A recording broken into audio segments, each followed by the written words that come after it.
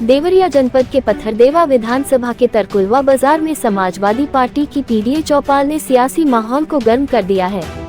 हजारों की भीड़ ने इस आयोजन को एक जनसभा का रूप दे दिया। मंच से सपा नेताओं ने केंद्र और राज्य की भाजपा सरकार पर जमकर निशाना साधा। खास तौर पर पूर्व प्रदेश अध्यक्ष नरेश उत्तम पटेल ने भाजपा को आड़े हाथों लिया।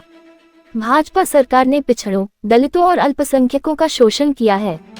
पीडीए हमारा फॉर्मूला है जो इन समुदायों को उनका हक दिलाएगा। 2027 में हम सत्ता में आएंगे और भाजपा को सबक सिखाएंगे। नरेश उत्तम पटेल ने पीडीए का मतलब स्पष्ट करते हुए इसे पिछड़ा, दलित और अल्पसंख्यक समुदायों का गठजोड़ बताया। लेकिन जब हमारी टीम ने उनसे मंच के बाद बात करने की कोशिश की तो उन्होंने साफ इनकार कर दिया। इसी तरह सुल्तानपुर सांसद रामभुआल निषाद भी मीडिया के सवालों से बचते नजर आए।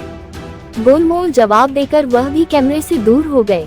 सपा का यह आयोजन 2027 के विधानसभा चुनाव से पहले पीडीए समुदायों को एकजुट करने की रणनीति का हिस्सा माना जा रहा है।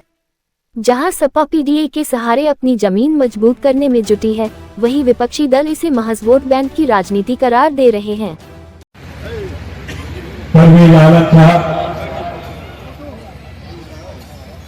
इस पीडीए महासम्मेलन के अध्यक्ष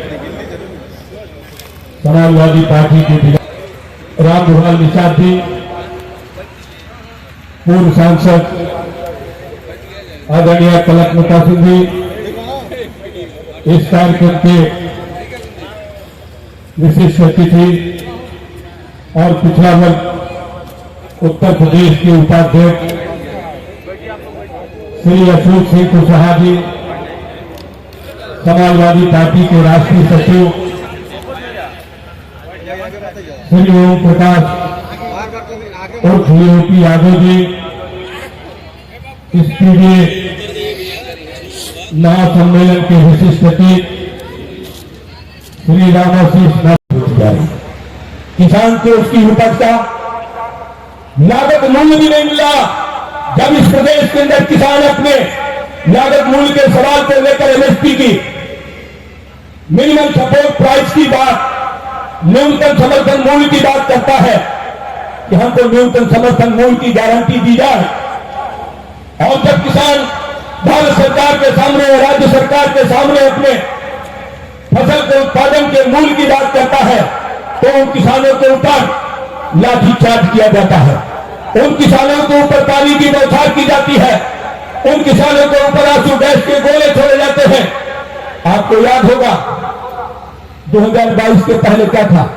हमारे पूरे देश का किसान दिल्ली की सरकार को घेरा, लगभग 900 किसान शहीद हो गए, लेकिन सरकार ने उन किसानों की सुधी सपा ने पीडीए फार्मूले पर चलकर 2024 शानदार प्रदर्शन किया था। क्या 2027 के चुनाव में इस रणनीति में कोई बदलाव किया जाएगा कि उसी पर चलेंगे? उसी रणनीति पर चलकर उससे बेहतर रिजल्ट आएगा इस बार 2027 में। पीडीए में अल्पसंख्यक, पिछड़ा और दलित हैं। क्या 27 के चुनाव में अगड़ी जातियों को इसमें जोड़ा जाएगा? तो अगड़ी जात के लोग भी जुड़े हैं, कैसी बात कर रहे हैं? सभी वर्ग के लोग पीडीए में शामिल हैं। जिनको पीड़ा है, जिनको तकलीफ है, सब पीडीए है। बुलंदशहर में अलीगढ़ के बॉर्डर पर बुलंदशहर जा रहे थे आपके रामलीला सुमन जी, डेलीगेशन जा रहा था दलित परिवार से मिलने के लिए। प्रशासन रोक दिया है, सुनने आ रहा है कि करणी सेना का जो है विरोध था और पथराव वगैरह भी हुआ है, क्या कहेंगे? दुर्भाग्यपूर्ण है, ऐसा नहीं करना चाहिए करणी सेना को। अगर रास्ता रोक रहे हैं तो लोकतंत्र की हत्या हो रही है।